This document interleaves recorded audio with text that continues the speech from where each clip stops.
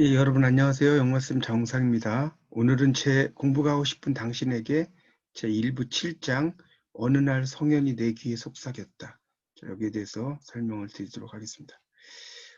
제가 대학 1학년 때 일단 고등학교 때 노자를 좀 먼저 공부를 했었고요. 이제 그 노자에 대해서 좀 관심이 있어서 대학에 이제 영문과를 다니면서 좀 동양 사상에 좀 관심을 갖다 보니까 노자 도덕경을 먼저 이제 한번 읽어보기 시작을 했습니다. 그런데 읽어도 도무지 무슨 뜻인지를 알 수가 없었어요. 도가도 비상도 명가명 비상명. 도를 도라고 하는 순간 영원한 도가 아니고 이름을 이름이라고 지어도 영원한 이름이 아니다. 뭐 이런 이게 무슨 소리지라고 생각을 했는데 계속해서 이제 좀 세월이 흘러서 다시 이 책을 보다 보니까 그 의미를 알겠더라고요.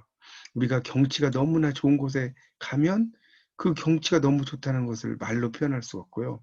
누군가를 사랑을 한다고 하면 그 누군가를 사랑한다는 것도 말로 다 표현할 수가 없어요. 그것을 이제 노자는 이런 식으로 이야기를 한 거죠. 그리고 또 노자 도덕경을 읽다가 보면 우리 삶에 도움이 되는 이야기들이 참 많습니다. 예를 들면 공을 세운 뒤에는 물러나는 것이 하늘의 도다. 공수신태 천지도 이런 말이 있거든요.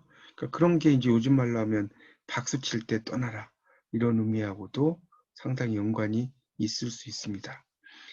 그래서 이제 이런 고전을 공부하는 거, 고전을 공부한다는 것은 그때는 좀 이해가 안 가지만 그런 것들이 이제 우리 삶에 불쑥불쑥 나타나면서 인생길에서 도움을 주는 이런 것들이 참 많이 있는 것 같습니다. 고전, 그게 이제 어떤 고전의 공부의 즐거움이고요.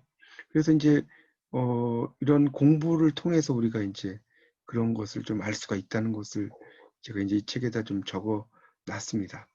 그러니까 이 세상은 계속 불완전하고 시시각각 변하는데 인간은 가만히 있을 수가 없죠. 그 변하는 세상에 맞춰서 가기 위해서는 공부를 해야 되고요. 또 그 공부 중에서도 특히 고전은 우리에게 상당히 깊은 여러 가지를 깨닫게 만듭니다. 그리고 위기지약 공부는 누구에게 보여준다기보다는 나 자신을 위한 공부다. 그런 이야기를 했고요.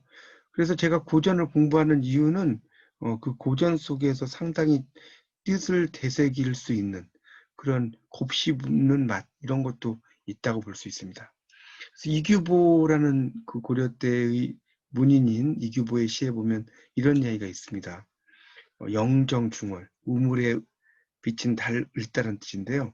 이 시에 보면 이런 이야기가 나와요. 산속의 스님 달빛을 탐하여 병 속에 하나 가득 달도 함께 깃네. 절에 돌아가면 깨달으리라 병을 기울이면 달 또한 빈다는 것을. 이런 것들을 이제 보면 상당히 우리의 마음을 비워라. 마음의 비움 이런 것들을 이제 멋진 표현으로 이야기를 했다라고 볼 수가 있겠고요. 또 조선시대의 또 여류 시인 이옥봉의 몽혼이라는 시에도 보면 이제 우리말로 그냥 설명을 드리면 요즘 당신의 안부는 어떠신지 묻습니다.